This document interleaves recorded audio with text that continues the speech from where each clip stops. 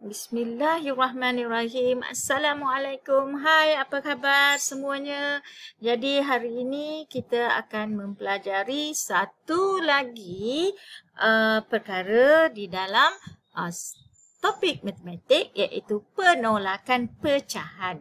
Jadi apabila kita nak menolak pecahan, ada 3 keadaan yang wajib kamu perhatikan, yang wajib kamu pertimbangkan sebelum kamu meneruskan operasi penolakan tersebut.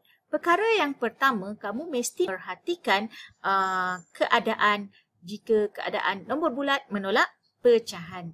Keadaan yang kedua, apabila penyebutnya kamu berjumpa dengan penyebut yang sama. Dan keadaan ketiga, apabila penyebutnya berbeza. Jadi bila kita jumpa dengan 3 keadaan ni, apa yang perlu kita lakukan? Okey. Jadi kita lihat yang pertama, apabila nombor bulat menolak pecahan, kat sini ada 3 cara. Okey, macam mana yang dikatakan nombor bulat? Nombor bulat ni ialah, contoh kat sini, kita katakan dia sebagai 4 tolak pecahan. Pecahan 1/1, 2/3 lah. 4 tolak 1, 2/3. Okey, jadi bila jumpa dengan keadaan macam ni, cara yang pertama iaitu kamu mesti cuba menukarkan. Cara yang pertama, menukarkan nombor bulat. Okey, tukar nombor bulat menjadi nombor bercampur. Cikgu harap kamu masih ingat apa yang nombor bulat dan apa nombor bercampur. Ini cara yang pertama. Cara yang kedua pula, okey, cara yang kedua kamu boleh menggunakan kaedah bentuk lazim. Bentuk lazim ataupun you menceraikan antara nombor bulat dan pecahan. Dan cara yang ketiga, kita gunakan kaedah lukis-lukis. Okey, kita tengok apa dia 3 cara tersebut. Okey, tadi soalannya ialah 4 tolak 1, 2/3. Okey, cara yang pertama, ini adalah cara nombor bulat menjadi nombor bercampur. Jadi 4 ini ialah nombor bulat. Jadi kita jadikan dia sebagai nombor bercampur yang setara. Jadi untuk itu kita kena tolak 1. 4 tolak 1 jadi 3. Di sini kita lihat penyebutnya 3. Jadi untuk jadikan dia setara, kita akan 3 tu kita akan tulis dia sebagai 3/3. Kenapa kita memilih 3/3? Kerana 3/3 merupakan pecahan penuh. Pecahan penuh nilainya sama dengan 1. 1 tambah 3 dia akan jadi 4. Sama nilai dengan soalan yang asal. Tolak dengan 1, 2/3. Dan kita menyelesaikan. Okey, nombor bulat tolak nombor bulat. 3 tolak 1 tinggal 2. Dan angka atas tolak angka atas. Pengangka tolak pengangka. 3 tolak 2 tinggal 1. Jadi dia akan jadi 2, 1/3. Okey, ini cara kaedah yang pertama. Kaedah yang kedua ialah kita menggunakan kaedah bentuk lazim. Jadi bentuk lazim kat sini kita perlu asingkan nombor bulat, kita ceraikan nombor bulat dan pecahan. Jadi 4 di sini, 4 kita akan tulis dia 4 nombor bulat, pecahannya tiada, sifar. Tolak dengan 1, 2/3. Dan bila kita nak menolak, biasanya lah sifar, kalau tolak 2/3, boleh tak?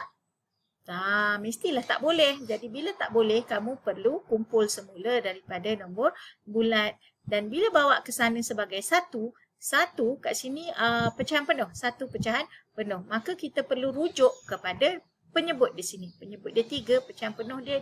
Maka kat atas ni kita perlu tulis dia sebagai 3/3. Okey, bila dah lengkap macam ni, baru kita boleh tolak. 3 tolak 2 tinggal 1. Dan penyebutnya kita kekalkan. Okey, 1/3. 3 tolak 1, 2. Maka dapat 2, 1/3. Okey, seterusnya kaedah lukis-lukis. Macam mana nak lukis? Perhati betul-betul. Okey, itu ada 4. Kita lukiskan 4 batang. 1, 2, 3, 4. Jadi 4 di sini nak tolak dengan 1, 2/3. Jadi kita tolak 1. 1 kita lorekkan 1. Ya, kita lorekkan 1. Okey, 2/3. 2/3 kita lorekkan. Macam mana rupa pecahan 2/3? 1/3, 2/3. Dan apa yang disuruh? Dia suruh menolak. Jadi menolak kita pangkah yang ni. Dan yang 2/3 ni pun perlu kita pangkahkan. Jadi yang masih tinggal, yang ini nilainya ialah kawasan tidak berlorek, nilainya 1/3. Tambah dengan yang ni tak berlorek lagi 1. Tambah dengan 1. Maka jawapan akhirnya akan dapat 2, 1/3. Mudah bukan? Cikgu harap kamu boleh mencuba kaedah ini. Okey, seterusnya, apa yang perlu kamu lakukan sekiranya kamu berjumpa dengan keadaan penyebut yang sama? Okey, contoh soalan penyebut sama. Penyebut sama macam ni lah. Okey, contohnya 3, 7/8 tolak dengan 1, 3/8. Okey, penyebut dia sama. Okey, apa langkah-langkah ataupun step-step yang perlu kamu ingat di sini? Okey, step yang pertama.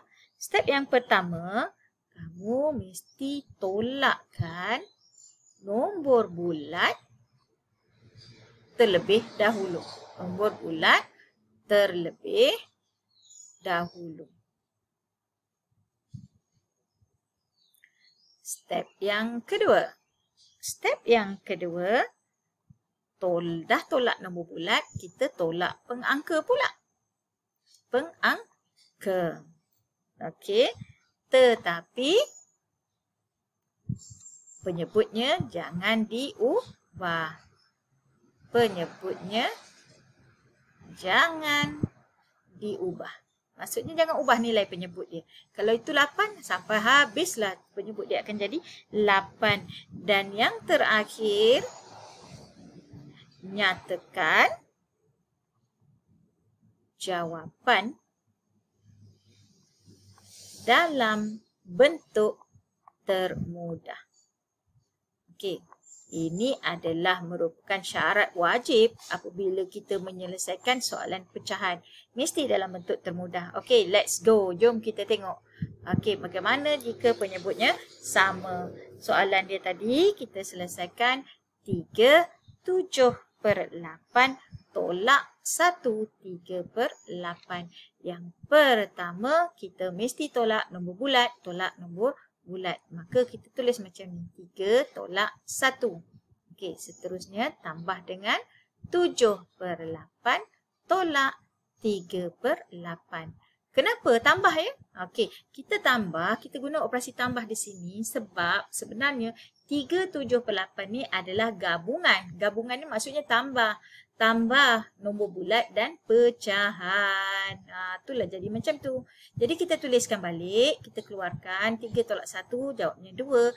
Tambah dengan 7 tolak 3. 4/8. Jadi kita lihat di sini. Dia akan jadi 2, 4/8. Tapi 2, 4/8 belum final answer lagi. Sebab dia boleh dipermudahkan menggunakan sifir 4. Ya, 1 kali 4, 4. 2 kali 4, 8. Maka jawapan akhir dia akan jadi 2, 1/2. Okey. Ini cara yang pertama. Cikgu selalu come out dengan ada cara yang seterusnya. Cara yang seterusnya kita akan tukar. Okey, kita tukar semua ni menjadi pecahan tak wajar. Menjadi pecahan tak wajar. Okey, jangan risau. Cuma yang ni caranya nombor dia akan jadi besar sedikit. Tapi ialah kena sabarlah. Okey, 3, 7/8 tolak 1, 3/8. Nak tukar jadi pecahan tak wajar. Ingat tak dulu cikgu ajar kamu data? Data maksudnya darab tambah. Darab tambah. Maka akan jadi 8 darab 3, 24 tambah dengan 7 per 8 tolak dengan 8 darab 1, 8 tambah 3 jadi 11 per 8.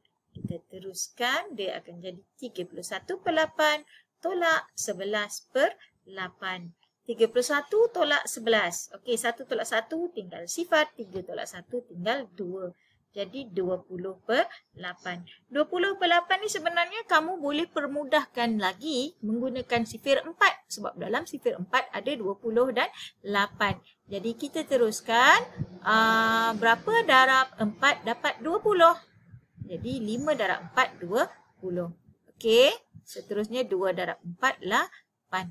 Jadi dia akan keluar sebagai 5 per 2. Walau bagaimanapun 5 per 2 belum jawapan akhir kerana kamu mesti tukar nombor ini menjadi nombor bercampur. Jadi macam mana kita nak tukar nombor bercampur? Kita akan bahagikan pengangka bahagi dengan penyebut seperti ini.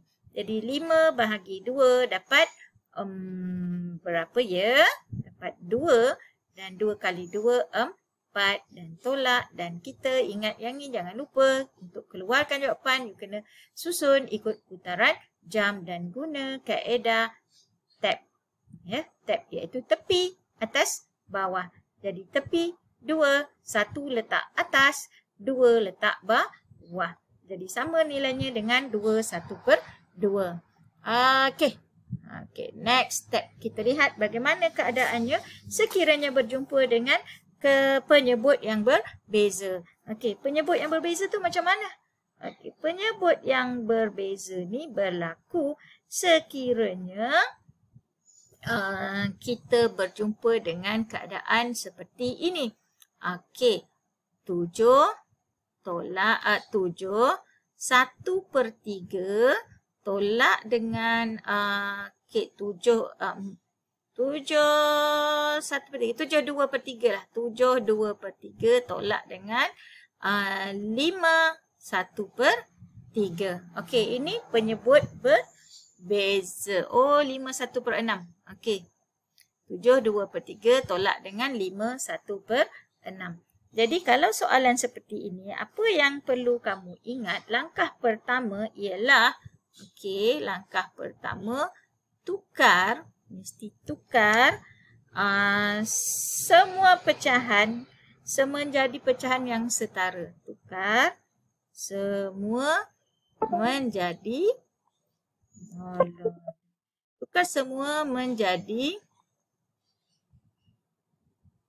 pecahan setara yang penyebutnya sama.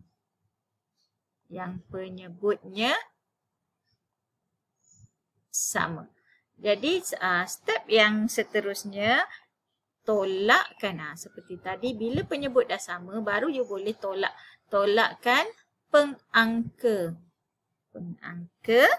Okey, dan kumpul semula jika perlu. Okey. Dan yang terakhir, ni wajib nyatakan pecahan dalam bentuk termudah.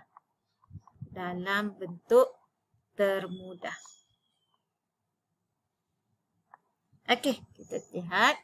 Okey. Soalannya 7 2/3 tolak dengan 1 berapa tadi ya? 5 1/6. Tolak dengan 5 1/6. Jadi kita lihat di sini penyebut tidak sama, maka kita perlu samakan penyebutnya. 3 nak jadi 6, dia kena darab dengan 2. Jadi yang ni pun darab 2. Okey, tujuan kita darab untuk samakan penyebut. Okey, 7 4/6 tolak dengan 5 1/6. Okey, seterusnya kat sini kita lihat 7 tolak 5. Okey, nombor bulat tolak nombor bulat. Dan 4/6 tolak 1/6. Maka, okey, Dan kita akan dapat